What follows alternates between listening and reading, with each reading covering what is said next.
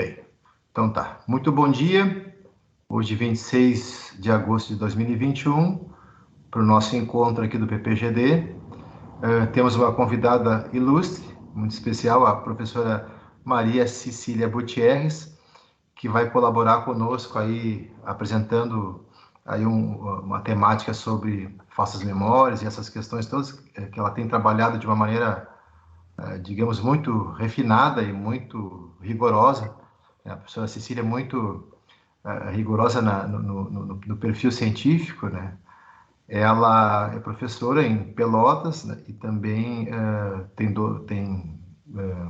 doutorado em psicologia e é pós-doutora também em psicologia em Portugal.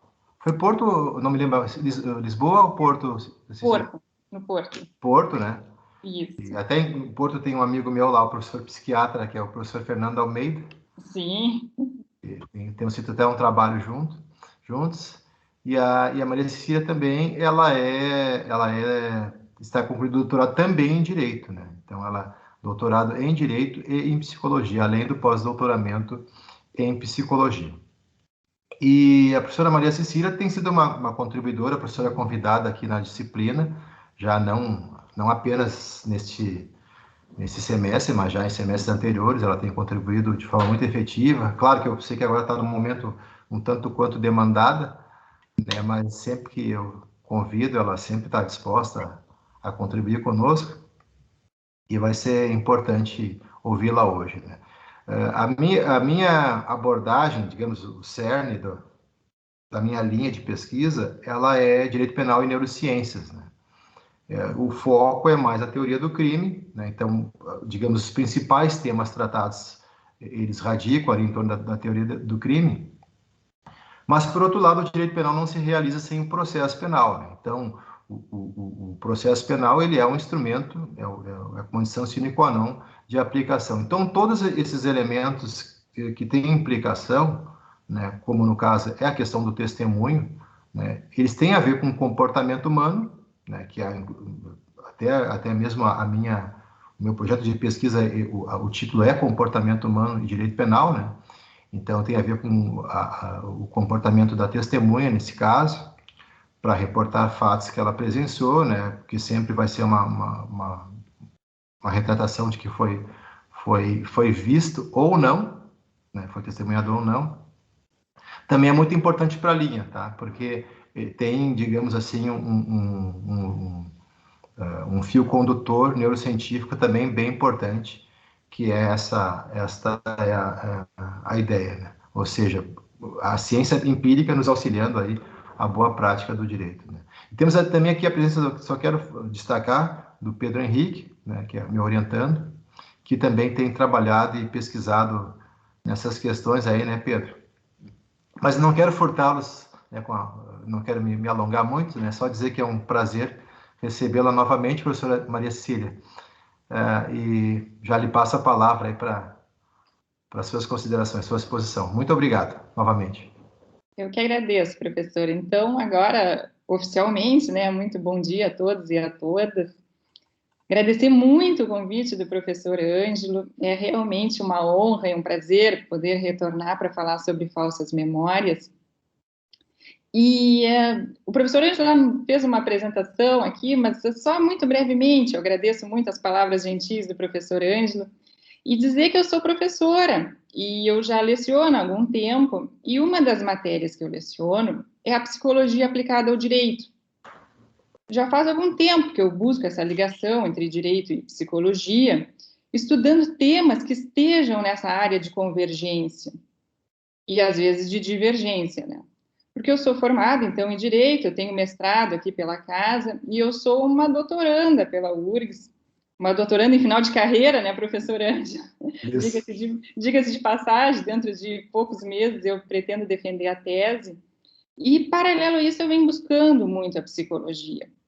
Eu realizei meu doutorado na psicologia social e institucional pela URGS, o pós-doutorado em psicologia forense do testemunho, o doutorado era em psicologia forense, pós-doutorado em psicologia forense e do testemunho, em Portugal. E que me despertou para o tema que eu trago hoje aqui, que são as falsas memórias.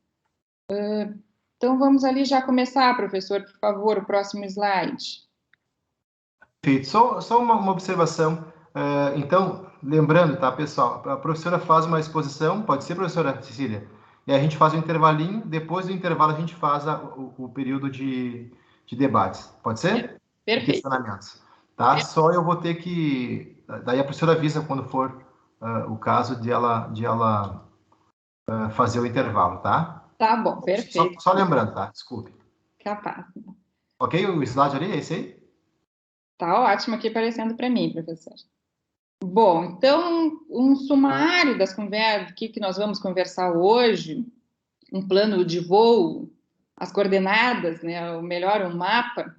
Primeiramente, tratar sobre memória. Antes de nós ingressarmos sobre falsas memórias, é preciso tratar, ainda que de maneira muito introdutória, propedêutica, um pouco sobre memória. Depois, a tipologia das falsas memórias. E aí não só os tipos, mas também os conceitos, as características. Nada muito engessado, mas com o objetivo de compreender quais são os principais componentes que caracterizam a morfologia das falsas memórias. Modelos explicativos, basicamente, como nós podemos explicar o surgimento das falsas memórias, e a jurisprudência. A jurisprudência que eu gostaria de trazer aqui, até pelo nosso espaço de tempo, para não tomar muito espaço de vocês, eu escolhi duas decisões do STJ, mas que elas são muito emblemáticas, exatamente porque elas se valeram de aportes teóricos, de pesquisas empíricas da psicologia, e mencionaram o tema das falsas memórias. A primeira sobre o reconhecimento por meio fotográfico, que inclusive deu sinais de uma virada jurisprudencial no entendimento que vinha sendo reiterado até então. E a outra, que apesar de não ter sinalizado uma superação da súmula 455 do STJ, ela deu um temperamento, uma mitigação quando envolvida testemunhas policiais. E ela foi bastante emblemática porque ela discutiu conceitos de psicologia, levantando um debate muito interessante entre o transcurso do tempo e a recuperação mnemônica de informações. E aí, por fim, eu gostaria só de trazer algumas pesquisas empíricas da psicologia. Nós temos um riquíssimo material, e aqui eu faço menção especialmente às pesquisas da Elizabeth Loftus. Não há como falar em falsas memórias sem falar em Elizabeth Loftus. Então, nós vamos caminhando ali um pouquinho, vamos até dizendo algumas críticas, ela não é imune às críticas, mas que, com certeza absoluta, é uma contribuição absolutamente fundamental quando a gente vai abordar o tema das falsas memórias. Vamos lá, então. Por favor, o próximo, professor. Aqui, para entender, então, o que são falsas memórias, nós precisamos, primeiramente, entender o que é memória. Um conceito muito conhecido e que, inclusive, foi citado nas decisões do STJ, que nós vamos ver, é dado pelo Robert Steinberg e pela Karen Steinberg. O Robert é um psicólogo muito conhecido nos Estados Unidos e nós temos tradução no Brasil. Esse livro é um exemplo. Muito embora eu não possa aqui afirmar para vocês que exista um conceito único de memória, e também eu tenho que fazer, né, a ressalva de que os fenômenos são maiores do que os conceitos, mas eu posso sim dizer que nós temos uma boa definição para entender que a memória, ó, ali no slide, ó, é o meio pelo qual retemos e nos valemos de informações sobre nossas experiências passadas, para usá-las no presente. A memória como um processo refere-se aos mecanismos dinâmicos associados ao armazenamento, à retenção e à recuperação de informações sobre experiências passadas. Então, é um bom começo para nós compreender que a memória é um processo dinâmico, não é algo estático, e a memória envolve etapas. Próximo, professor. Ó, e aí eu falando que a memória envolve etapas, o professor Ivan Izquierdo nos trouxe aqui as etapas sintetizadas. A memória significa que, muito sintetizado, isso bastante didaticamente, que era uma característica do professor Ivan Izquierdo, essa didática, para nós compreendermos de modo simplificado, mas de modo extremamente eficiente para o aprendizado, é que a memória significa aquisição, formação, conservação e evocação de informações. E nós podemos classificar a memória em diversos tipos, de acordo com a sua função, memória de trabalho, de acordo com o tempo que duram, ou de acordo com o seu conteúdo, por exemplo, as declarativas, as procedurais. E aí, gente, exatamente por isso que o professor Ivan Izquierdo dizia que nós podemos falar em memórias no plural. Ou seja, seria sensato reservar o uso da palavra memória no singular para designar a capacidade geral do cérebro de guardar informações e utilizar no plural memórias para designar cada um dos tipos. E isso não é um preciosismo, porque a memória ela envolve mecanismos complexos. Por isso, nós devemos ter muito cuidado, agora aqui já passando para os operadores do direito, em responder de forma muito simplista questionamentos do tipo a memória para eventos emocionais negativos, ela é sempre mais precisa? Eu não posso responder isso de antemão, porque que tipo de memória nós estamos falando? Está classificando isso quanto à função da memória, quanto ao conteúdo, quanto ao tempo que dura? Como? Então, é extremamente complexo nós termos respostas muito simplistas nesse sentido. Então, nos traz o alerta do professor Ivan Izquierdo, que nós gostamos muito, né, professor Ângelo, que é bastante didático nesse sentido para poder compreender e trazer isso, memórias no plural, quando a gente se refere a cada tipo delas. Memória, capacidade geral. Bom, próximo slide. Aqui, o neurocientista, o Eric Kandel, que foi inclusive vencedor do Prêmio Nobel, ele nos mostra a centralidade da memória nas nossas vidas. Somos quem somos por causa do que aprendemos e do que lembramos. Isso é central. A memória nos possibilita resolver problemas da vida diária. Através da possibilidade de acessar as experiências passadas armazenadas, nós conseguimos interpretar o que está acontecendo no nosso redor e, com isso, tomar decisões. Eu sou quem eu sou porque eu me lembro quem eu sou. Saramago já dizia, fisicamente, claro que isso é linguagem poética, fisicamente nós ocupamos um espaço, mas sentimentalmente somos ocupados por uma memória, linguagem poética, mas que aqui para nós servem para nos demonstrar a centralidade da memória nas nossas vidas. Eu sou quem eu sou porque eu me lembro quem eu sou. Próximo, professor.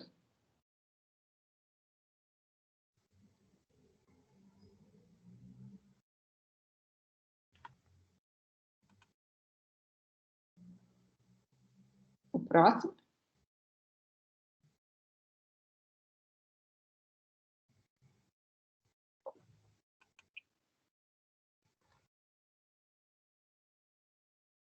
Trancou? Me escuta? Deu certo aí? Eu estou agora é o do Funes ou do Antônio Damasio? Do Funes. Tá, eu tinha passado, mas então não pegou aí. Vou voltar ali então. Esse aqui, apareceu? Acho que está no Antônio Damasio. Isso, professor, esse, obrigada. Tá. Ótimo, esse mesmo. E eu sou quem eu esqueço. Também nós somos quem nós resolvemos esquecer, como dizia o professor Ivan Izquierdo. Apesar do esquecimento ser uma falha da memória, ela atua como um importante mecanismo de defesa. A nossa vida seria insuportável se nós não conseguíssemos esquecer, se nós não conseguíssemos avançar. Nós estaríamos constantemente presos a detalhes. Eu sempre gosto de trazer, nós seríamos como o Funes, ele memorioso do conto do Jorge Luis Borges.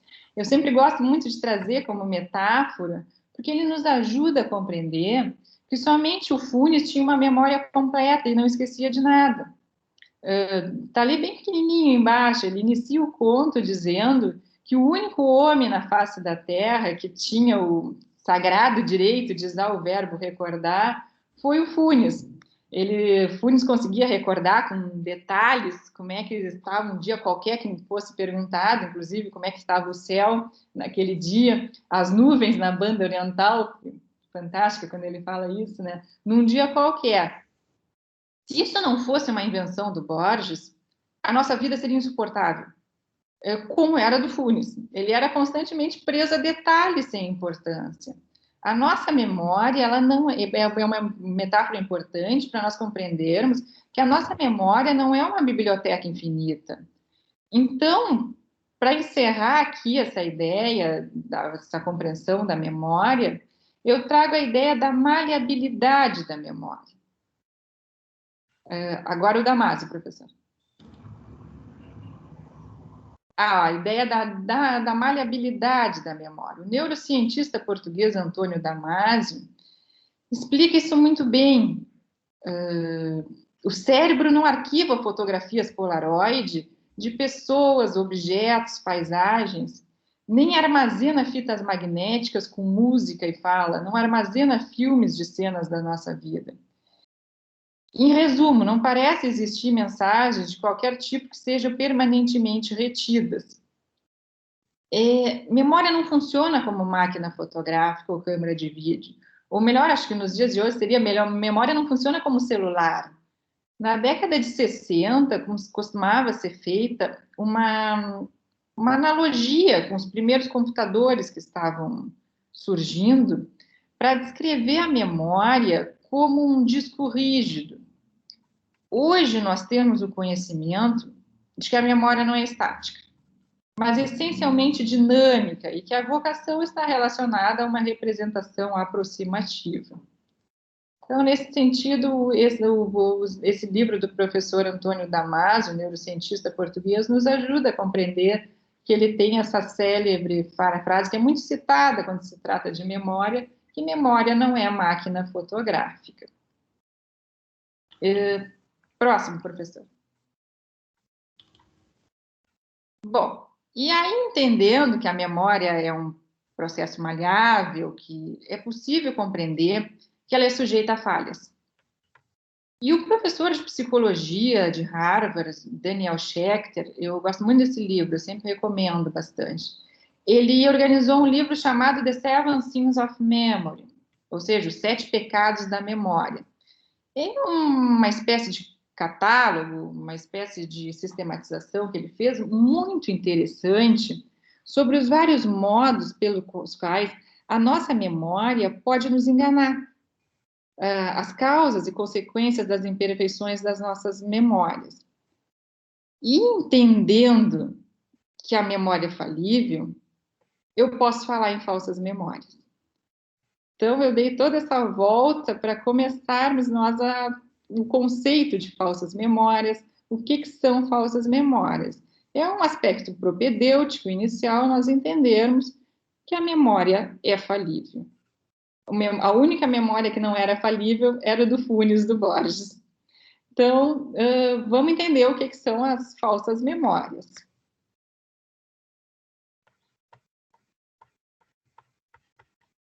O próximo.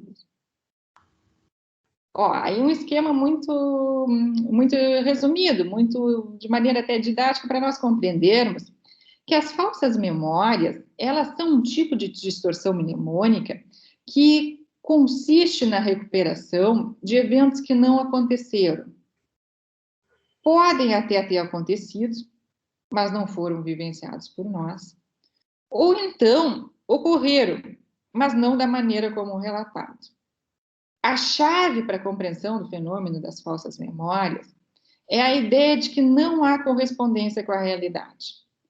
E ao contrário da mentira ou da simulação, em que há uma consciência de que a narrativa não corresponde à realidade externa, nas falsas memórias, o indivíduo verdadeiramente crê na vivência do fato.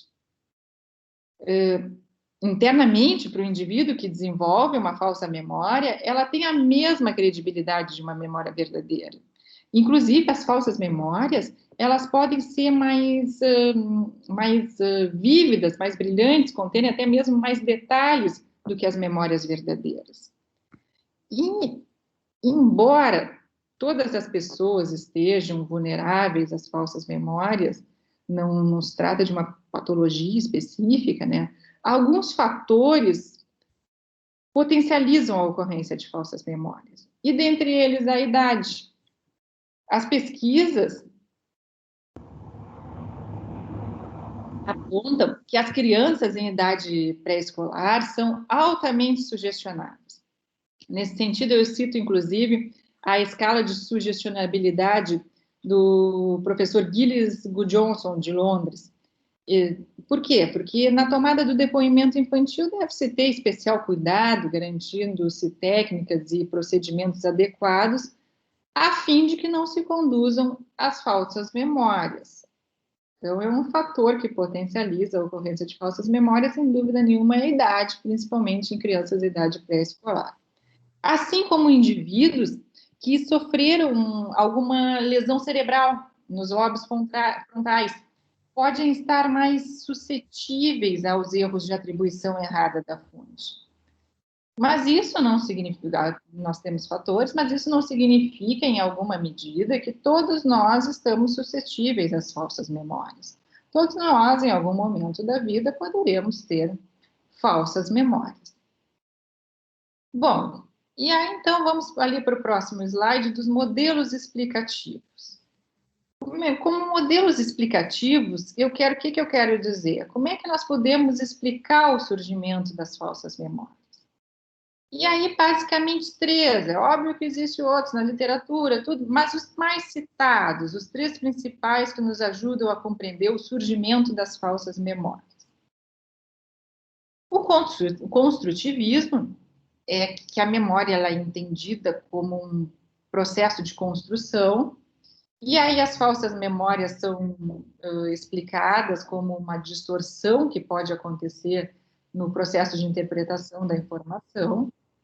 No monitoramento da fonte, que é o segundo modelo, que as falsas memórias podem ocorrer por um erro, como o nome mesmo diz, um erro no julgamento da fonte. E aqui um exemplo muito conhecido, que talvez muitos já se lembrem, que talvez eu já tenha dito em algum momento, é o caso do psicólogo australiano Donald Thompson. Ele foi acusado, em virtude de uma recordação detalhada que uma vítima de estupro realizou do seu rosto. Então, ele foi acusado de ser o autor de um crime de estupro, em razão da vítima ter feito um reconhecimento do rosto. Ela deu características que levaram a ele era um psicólogo na Austrália, e que começou a ser investigado. Mas ele foi, aqui é o mais fantástico, né? Ele foi inocentado porque ele tinha um álibi absolutamente irrefutável. Ele estava no meio de uma entrevista de um programa de televisão e ele estava falando exatamente sobre, ironicamente, né, sobre a falibilidade da memória. E ele é um estudioso na Austrália sobre esses processos de falibilidade da memória. Provavelmente, o que aconteceu? A vítima estava assistindo a entrevista, aconteceu o crime nesse momento que ela estava assistindo, o estuprador entrou, morava com ela, não sei bem como é que seria ali o desfecho, e ela acabou reconhecendo o rosto dele. É uma atribuição errada, num erro de julgamento da fonte, um caso extremo, mas que nos leva a entender como funciona mais ou menos na prática esse surgimento das falsas memórias. E já mais num exemplo não tão extremo, mas que também é um modelo importante, para nós particularmente interessante, para explicar as falsas memórias nos reconhecimentos. A realização de um show-up informal, ela pode impactar na posterior repetição de um reconhecimento, levando a distorções. É o que se costuma muito dizer, aconteceu o reconhecimento do reconhecimento.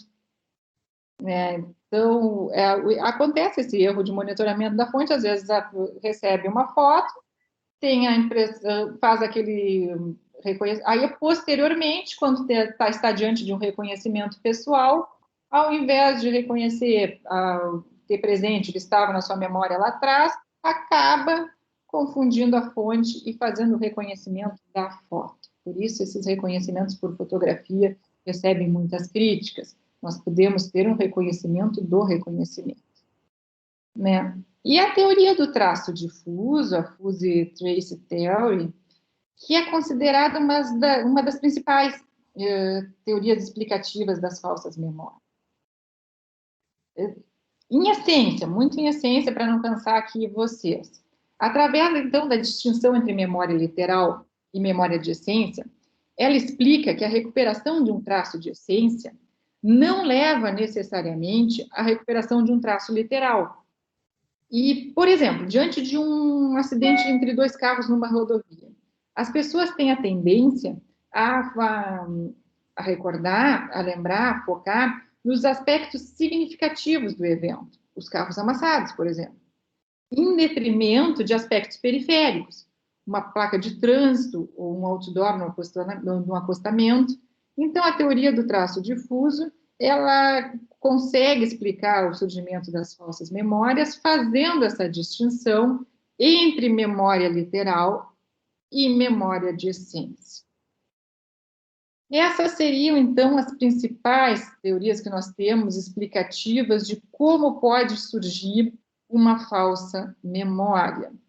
Temos outras, como eu disse, não são excludentes entre si, mas que são bons modelos teóricos para nós partirmos do estudo das falsas memórias. Bom, agora vamos ver um pouquinho de metodologia. Isso, professor, vamos ver um pouquinho de metodologia em falsas memórias. Nas últimas décadas, um procedimento que tem sido bastante largamente utilizado para demonstrar a formação das falsas memórias é a utilização de lista de palavras associadas, a DRM. E de onde veio isso? Bom, isso veio, para a gente compreender, a gente tem que ir lá atrás. Isso veio em 1959 com o professor James Deasy, da Johns Hopkins University. Ele realizou pesquisas experimentais com uma metodologia aparentemente muito simples. Ele desenvolveu listas compostas por palavras semanticamente associadas a uma palavra crítica, ou seja, não um constante na lista.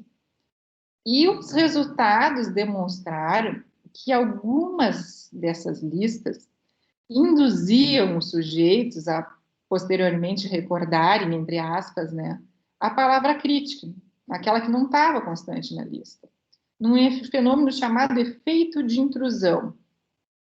Por exemplo, para ficar mais concreto aqui para nós poderíamos realizar uma lista de palavras associadas que giram em torno da Covid.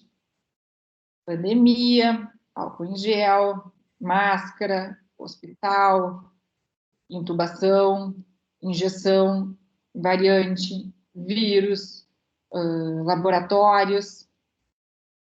E aí eu pediria para vocês depois me repetirem o que vocês recordam dessa lista.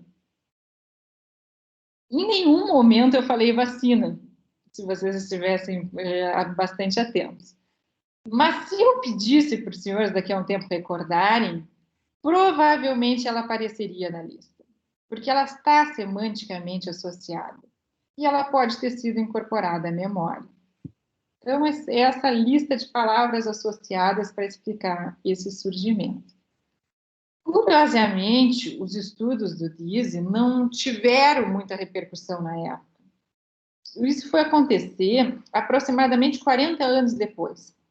Os professores de psicologia, Roediger e McDermott, eles replicaram as ideias de Deasy e aperfeiçoaram os resultados do que ficou conhecido como paradigma DRM, que, exatamente em razão das iniciais dos autores, eles aperfeiçoaram essa ideia inicial do efeito de intrusão na memória sobre a lista de palavras associadas, e como uma evidência da criação das falsas memórias. E esse método, esse paradigma DRM, ele se tornou um procedimento largamente utilizado para investigar as variáveis relacionadas às falsas memórias. Além disso, ele serviu muito, e ainda até nos dias de hoje, para demonstrar que a ilusão, né, de recordar eventos que nunca aconteceram pode acontecer com uma facilidade maior do que se imagina. Então, essas foram as grandes contribuições do paradigma DRM. Quando se estuda as falsas memórias, é importante que a gente faça algumas considerações nesse sentido. E ali tem ali alguns exemplos. Bom, mas vamos adiante, para dar tempo de falar sobre tudo. Tipos de falsas memórias. As falsas memórias, elas podem se formar de maneira espontânea, como um processo de distorção mnemônica interna, endógeno, são as chamadas autossugeridas, ou elas podem ser implantadas, sugeridas, fruto de um processo exógeno, de uma influência externa. Em relação a esse último tipo de falsa memória, o direito deveria ter uma especial atenção. Por exemplo, o modo de questionamento, o uso de determinadas perguntas. Perguntas fechadas durante a inquirição de testemunhas poderão ser sugestivas e, com isso, levar às falsas memórias. Perguntas disjuntivas, parciais, aquelas em que nós temos apenas duas alternativas, era verde ou amarelo, aquelas negativas condicionais, e que eu quero ver um pouquinho com vocês. Então, nesse tipo de memórias sugeridas, em que há uma influência externa, um processo exógeno, que eu chamo a atenção dos senhores do direito para ter uma especial atenção, até pela possibilidade de evitar. Então, vamos lá, professor. Próximo. Aqui eu não poderia deixar de trazer o Mira Lopes. O Mira Lopes é um autor clássico da psicologia jurídica, manual clássico que nós temos, e na década de 30, quando o seu manual foi originalmente publicado, essa daí é a foto do meu.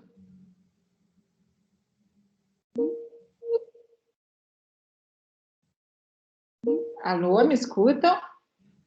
Escutamos. Me escutam? Eu estou escutando, professora. Mas tem um barulhinho. Escuto bem, professor. A mais.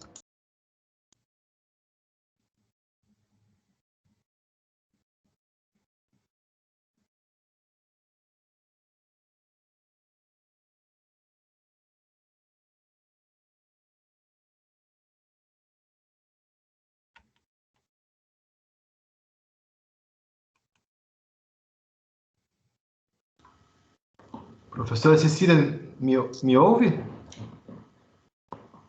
Travou, professora.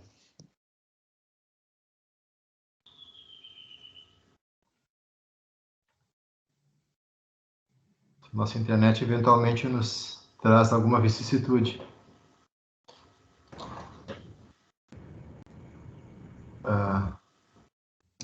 Talvez seja interessante ela sair e voltar.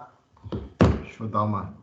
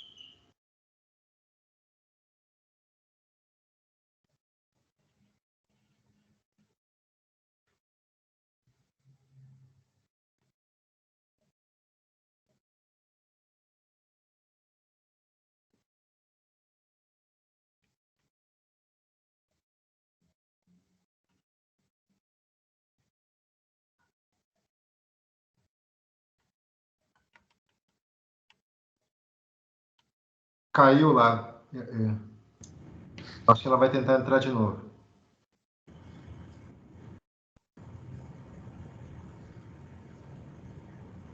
Acho que essa chuva deixa pior ainda a internet.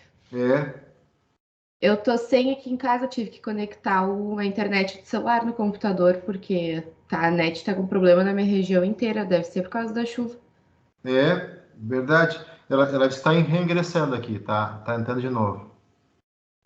Vamos ver aqui.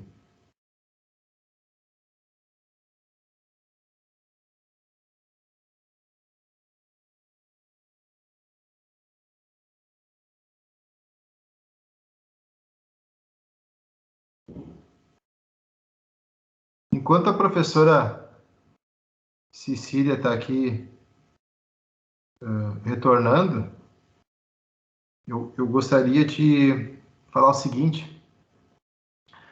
Eu dei uma palestra na semana passada. Ah, voltou aqui. Depois a gente retoma isso aí. Professora Cecília. Voltei? Voltou. Ai, maravilha. Tudo certo. A maravilha. Já acontece aí Bom, nas melhores internets acontece. não ficou tudo parado assim de uma hora para outra. Chegaram a escutar o Mira Lopes onde que eu estava ali. Referiu o Mira Lopes. Tá, então Falou vamos sobre lá. ele, mas chegou a referir que ele era um autor clássico e tudo mais. Ótimo, então tá, então escutaram bem. Então, quando esse manual do Emílio Mira Lopes foi publicado na década de 30, ele já demonstrava a necessidade dos agentes jurídicos terem especial cuidado com os tipos de perguntas que realizam, exatamente em razão da sugestionabilidade, da distorção da memória. E ali eu retirei dele, ali dizendo isso, olha a preocupação na década de 30 já, né? É triste que a testemunha tente premeditadamente deformar a fidelidade de seu relato, mas muito mais quando involuntariamente o chegue a fazer em virtude de perguntas sugestivas, capciosas ou de resposta forçada que lhe são dirigidas por um interrogador demasiadamente cioso de sua obrigação e pouco preparado para cumpri-la. Tecnicamente, em que disciplina da carreira jurídica do direito estudam os futuros juízes ou advogados o modo de obter cientificamente as declarações judiciais? Passaram-se quase um século e ainda eu acho que nós estamos ainda discutindo isso, né? Ele já fazia toda uma crítica e uma explicação a respeito dos tipos de perguntas que podem ser perigosas, podem gerar uma contaminação da memória das testemunhas, das vítimas, em virtude daqueles que estavam prestando depoimentos, exatamente em razão do modo de questionamento, dos tipos de pergunta. E aí eu me lembrei de trazer para vocês também o professor Gulota. Professor, ali o próximo slide. Essa tabela que eu trago para vocês fui eu que traduzi do italiano. Esse daí não tem tradução aqui ainda no Brasil. Mas o professor Gulota é um clássico também quando se trata de psicologia judicial, psicologia jurídica, psicologia forense. Ele é professor na Itália, na Universidade de Turim, e ele nos mostra exatamente o perigo de determinados tipos de pergunta, ali, o relacionamento entre o tipo de pergunta e o grau de implicação. Só ali muito rapidamente para a gente ver, mas nas disjuntivas parciais. A gravata do Sr. Rossi era verde ou era azul? Essa pergunta tem um grau de implicação alto, porque ela exclui a possibilidade e polui a memória. Ou então a afirmativa condicional, não era vermelha a gravata do Sr. Rossi? Um grau de implicação alto, porque condiciona as expectativas das respostas afirmativas. Outro tipo que eu acho que é muito comum também aqui no Brasil é as declarativas retóricas. Por isso que ela conhecia o Sr. Rossi na época, ela obviamente conhecia a Constituição italiana, é um grau de implicação alto, porque mais afirma do que pergunta. Então, aí nós temos alguns tipos de perguntas que devem ser evitados e que seria interessante, né, que a gente pudesse estudar isso enquanto está na formação em direito. E, claro, sempre são preferíveis os relatos livres às perguntas fechadas. E quando feitas as perguntas fechadas, que elas não nos levem a esse grau de implicação que pode trazer contaminações para a nossa memória. Bom, mas vamos para a jurisprudência, senão não vai dar tempo aqui, eu não posso me estender muito. Eu gosto muito de me estender muito, tem que me chamar a atenção. Vamos lá. Na prática, como é que nós temos acontecendo isso, essa contaminação de memória e essas falsas memórias? Eu quero chamar vocês aqui a atenção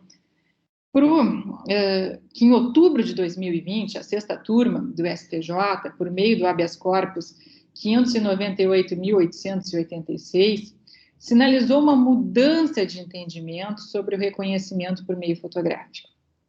E no voto do relator, o ministro Rogério Schietti, a ideia de falibilidade da memória foi um ponto central.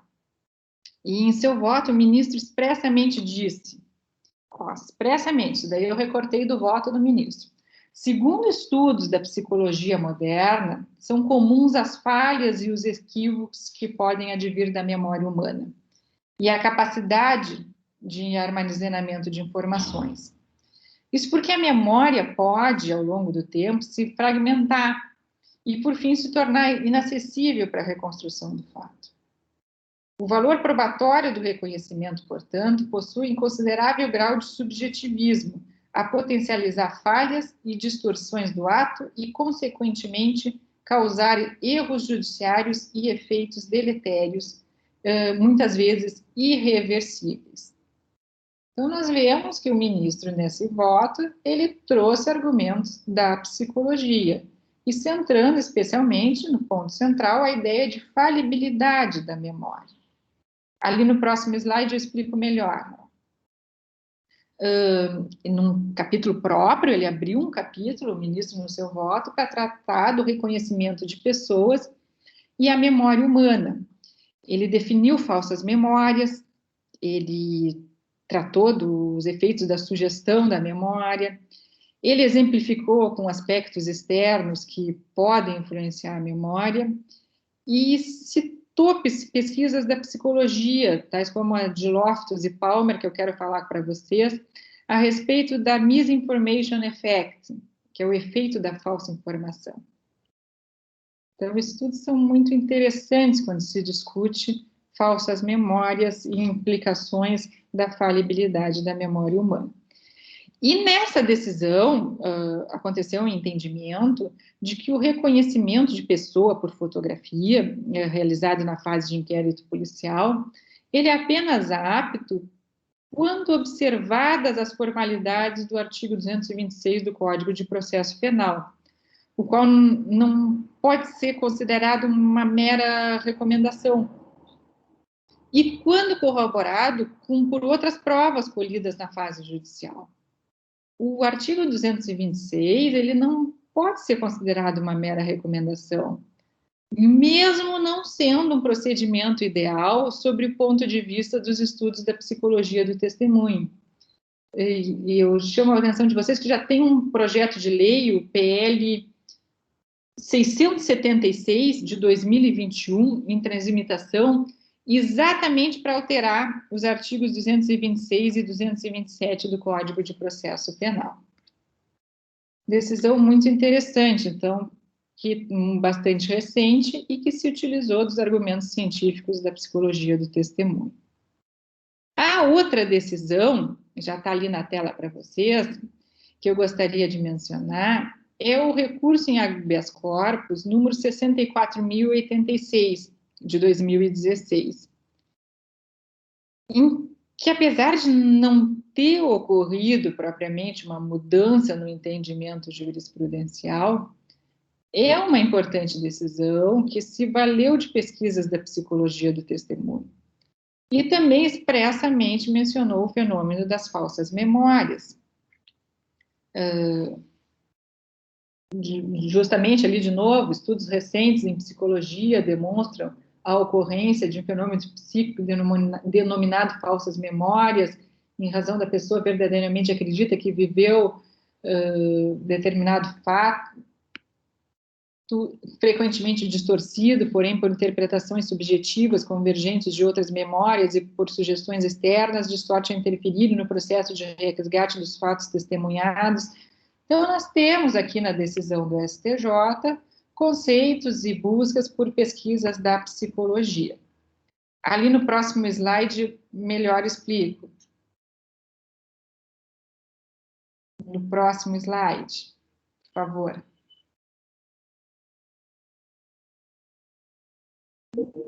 Esse que contém a súmula Travou aqui, de não. novo.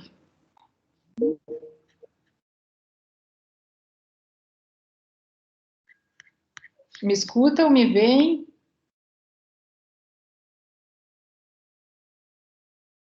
Sim, professora. Professor, me escuta? Professora Ângela, me escuta? Sim, professora.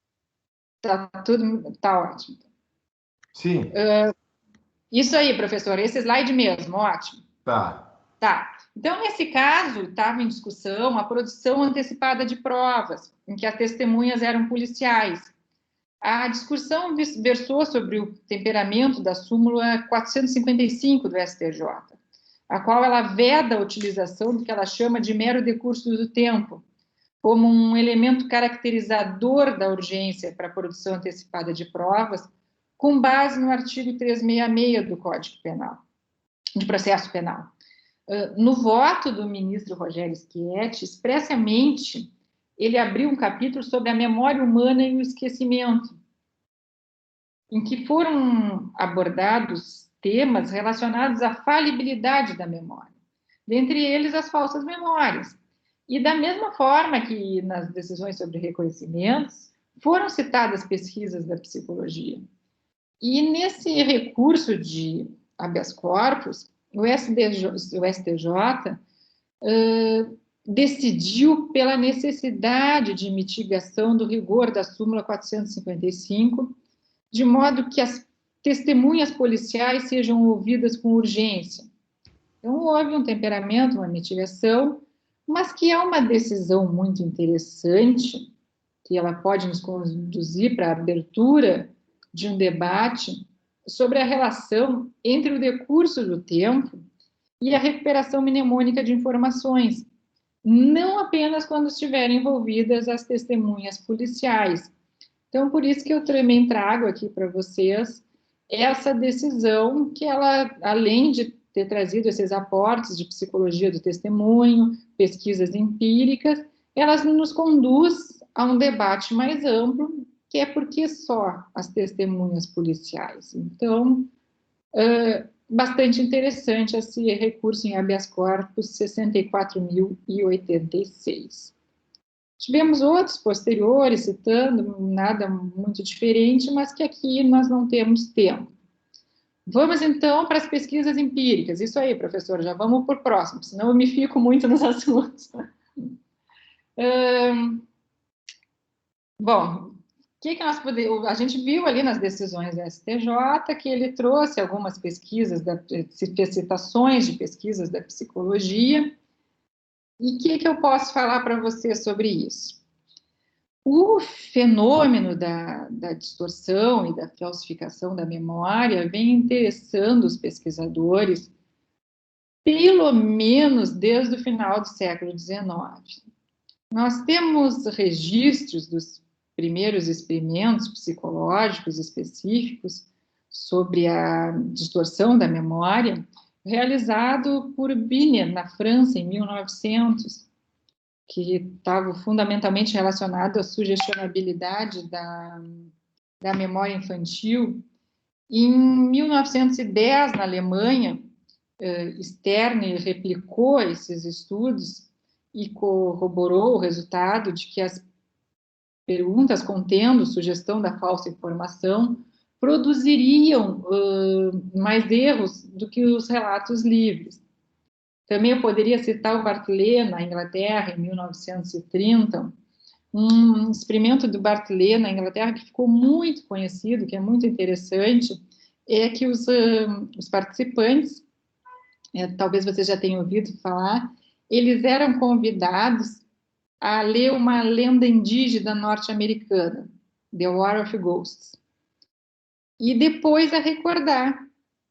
E ele constatou que no momento da recuperação da memória, da recordação, nessa recuperação de informações memorizadas, eram acrescentados ou distorcidos elementos da história original.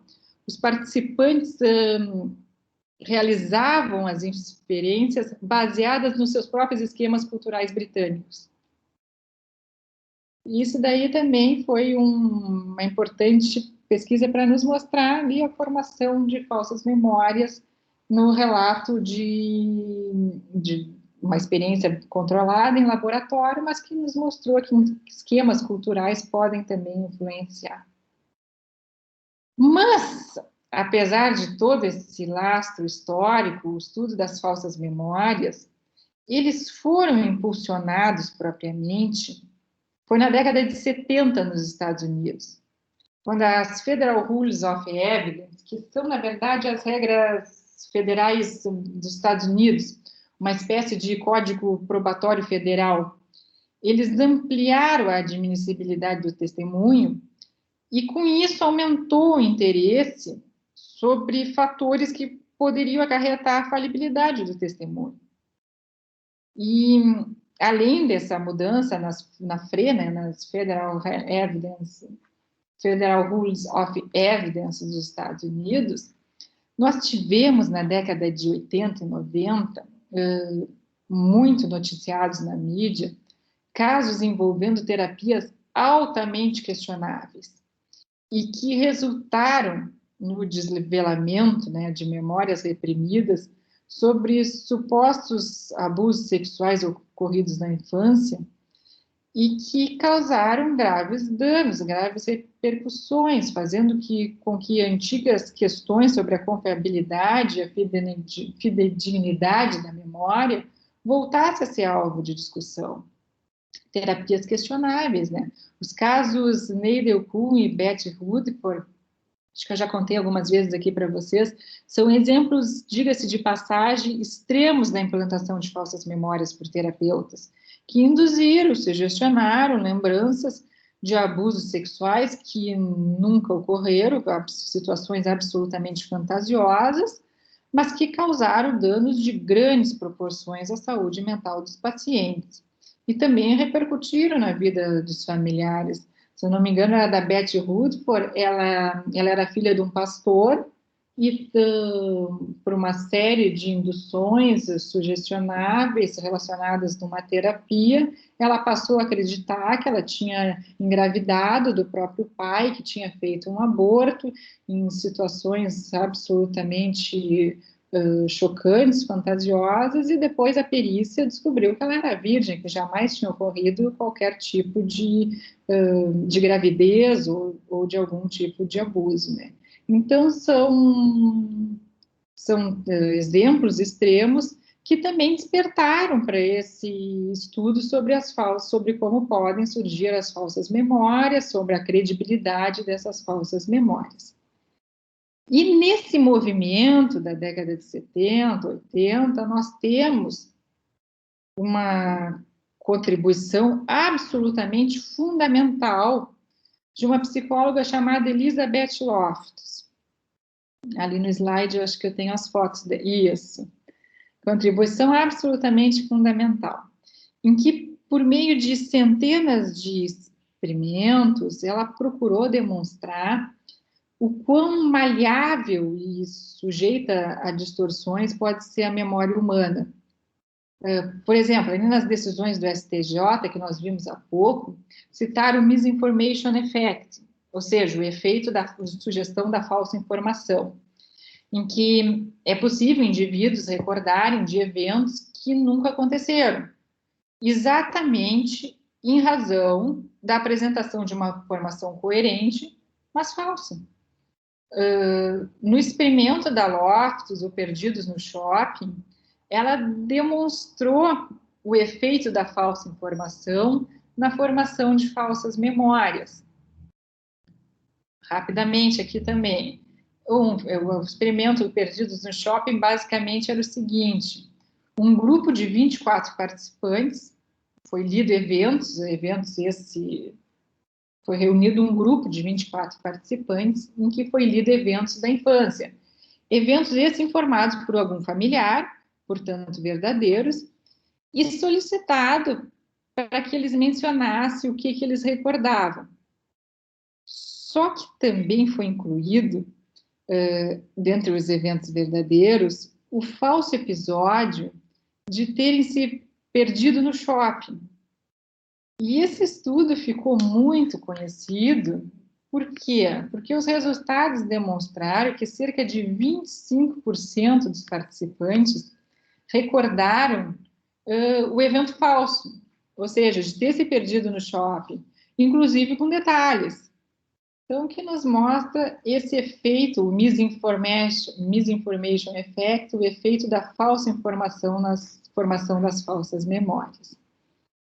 E outro exemplo também citado nas decisões do STJ, ali no próximo slide, é esse daí, ó, do Loftus e Palmer. Não, o anterior, professor. Anterior, isso, do Loftus e Palmer, que a Loftus realizou juntamente com o colaborador, o Palmer, que consistiu também em algo bastante simples, mas com resultados surpreendentes.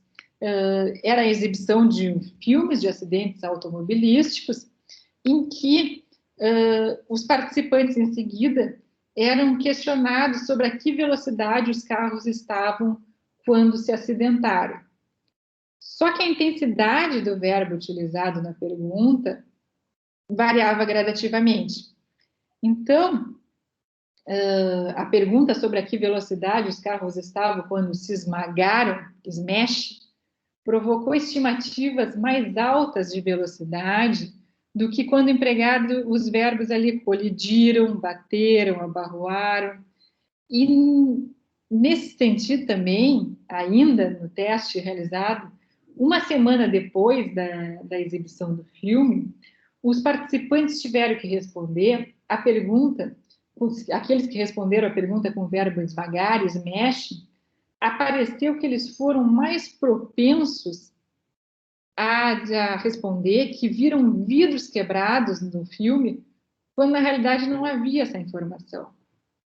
Então, exatamente pelo verbo utilizado durante o questionamento, um efeito na conformação da memória dos participantes. Smash, esmagaram, né, colida ali, bump, contato, hit, mais verbos que denotam uma menor intensidade. Mais um pouquinho, próximo slide.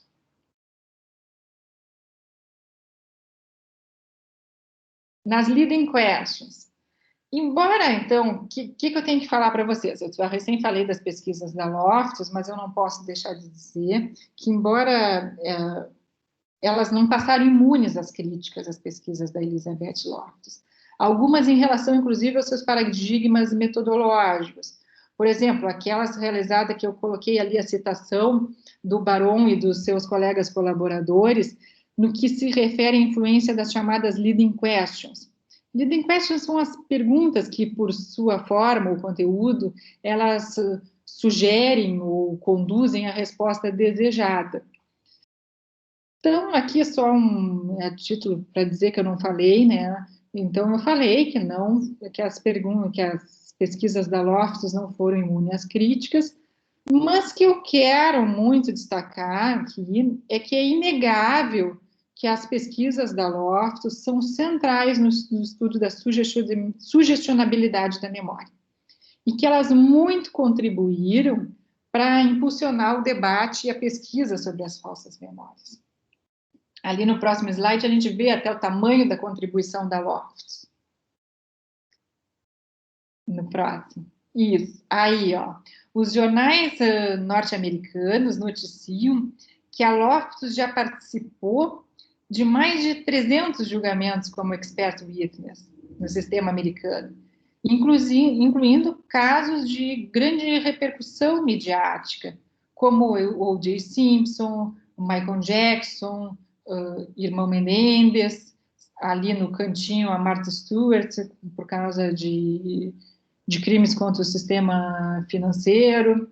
Então, ela é realmente uma se é que a gente pode falar assim, uma celebridade lá nos Estados Unidos. Ela é muito conhecida nessas pesquisas que se tratam sobre a falibilidade da memória, as falsas memórias, e ela também é contratada, porque lá no sistema norte-americano, o expert witness, ele depõe em julgamento, então, às vezes, por vezes, nesses grandes julgamentos, as defesas chamam a Elizabeth Loftus. No próximo slide,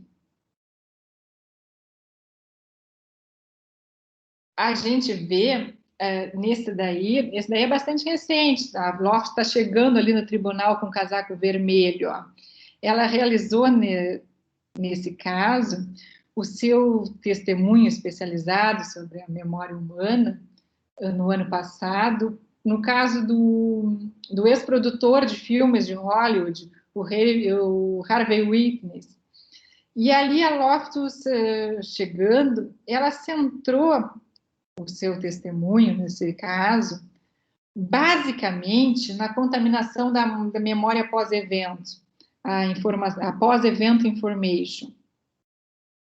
Isso é muito interessante, principalmente na área jurídica, porque após o evento, as falsas memórias, elas podem surgir mediante perguntas tendenciosas, por meio de sucessivos relatos, em que novas informações podem ser incorporadas à memória, ou então por meio de conversas com amigos, familiares e outras testemunhas. E ela trouxe esse conhecimento, essa aplicabilidade para esse caso. No caso, a defesa, ela procurava, com o testemunho da Loftus, sobre a contaminação da memória pós-evento, argumentar que a cobertura negativa do caso estava levando inúmeras mulheres, né, vítimas, supostas vítimas, a interpretar erroneamente, né, nos encontros sexuais consensuais, como agressão e estupro. Então, a gente vê aqui alguma coisa de aplicabilidade prática nos tribunais dos estudos da Elizabeth Loftus, e esses grandes julgamentos, o mais recente, do Harvey Weinstein. Bom, vamos já se encaminhando para o fim, então, sobre alguns dados que eu quero trazer para vocês. Em 1992, foi criado nos Estados Unidos o Innocence Project, que é uma organização não governamental que ela busca a revisão de condenações criminais, as chamadas exonerations lá para eles. E, segundo os dados dos relatórios que são produzidos por essa organização, as falsas acusações e os erros de reconhecimento, eles figuram como estão entre as 4 causas mais frequentes de condenações de inocentes. O que nos mostra o quanto é importante estudar as provas dependentes da memória humana. Nós já temos o Innocence Project no Brasil, então já tem aqui um braço aqui no Brasil, e para quem tiver interesse nesse tema, quiser acompanhar alguma coisa, eu sempre recomendo aquela série do Netflix que se chama, está ali, ó, bem no cantinho, se chama Innocence Files, que demonstra também esses casos em que foram buscadas a revisão de condenações criminais. E o que para nós aqui nos interessa particularmente é que muitas dessas condenações de inocentes, né, são às vezes baseadas em reconhecimentos ou depoimentos de testemunhas, o que nos remete a estudar o tema das falsas memórias, em que medida que elas não podem ter atuado também nesses casos extremos.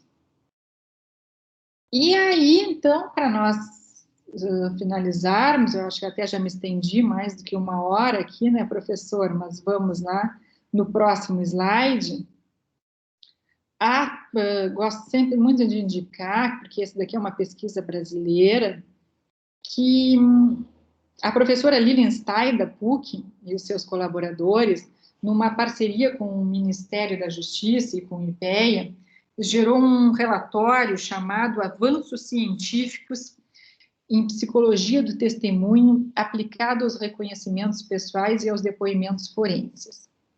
E os resultados dessa pesquisa, eles demonstraram a importância das provas dependentes da memória aqui no nosso contexto brasileiro. Cerca de 90% dos participantes considerou a prova testemunhal de suma importância e 69% dos participantes considerou o reconhecimento como fundamental, sobretudo diante de contextos em que há uma precariedade probatória. E também ela aponta, né, essa pesquisa, é muito interessante, quem tiver interesse em consultar, ela está disponível ali, acho que no site do IPEA, do Ministério da Justiça, que ela aponta uma prática dissonante, né, com os estudos da psicologia do testemunho na nossa prática, tanto em fase pré-processual quanto processual. Por exemplo, padrões de questionamento baseado em perguntas fechadas, que restringe as possibilidades de respostas e que incluem informações ainda não relatadas pelas testemunhas, ou então reconhecimentos sendo realizados numa prática, por vezes, não recomendada pela psicologia do testemunho, como o show-up, né? Se recomenda mais o line-up, ou fotografias enviadas por WhatsApp, mas que, enfim, é um relatório que expõe que ainda nós temos muito a avançar no que tange ao reconhecimento pessoal e aos depoimentos de vítimas e de testemunhas. Deixar meu e-mail aqui para vocês, dizer que foi absolutamente uma satisfação, um prazer falar sobre falsas memórias, que é um tema que eu gosto muito de sempre, e espero não ter me excedido muito aqui no tempo e ter colaborado de alguma forma aqui com as questões principais que eu gostaria de falar sobre as falsas memórias. Agradecer mais uma vez o convite do professor Ângelo e dizer que eu estou à disposição de vocês para qualquer questionamento. Muito obrigada. Foi excelente, como sempre, né, professora Maria Cecília? Né, aqui digamos, no contexto aqui dos convites, a gente procura escolher a dedo, para a gente poder estar bem municiado aí do que tem de importante e de mais vanguardista ciência de verdade. Né? Bem, eu quero propor o seguinte, hoje não foi seminário, foi então uma aula, né, da professora Maria Cecília, se nós pudéssemos fazer um intervalo de 20 minutos, pode ser, professora Maria Cecília? Ótimo, pode ser. E aí sim. depois retornamos com um debate, então, questionamento. Até o pessoal pode, talvez, elaborar um pouco as informações e também, eventualmente, elaborar algum questionamento. E aí retornamos daqui a 20 minutos. Tá bem assim? Ou prefere um pouco mais? 20 minutos tá bom? Tá ótimo. Tá, então retornamos 10h35. Tá ótimo. Tá? Obrigado, até depois. Obrigada.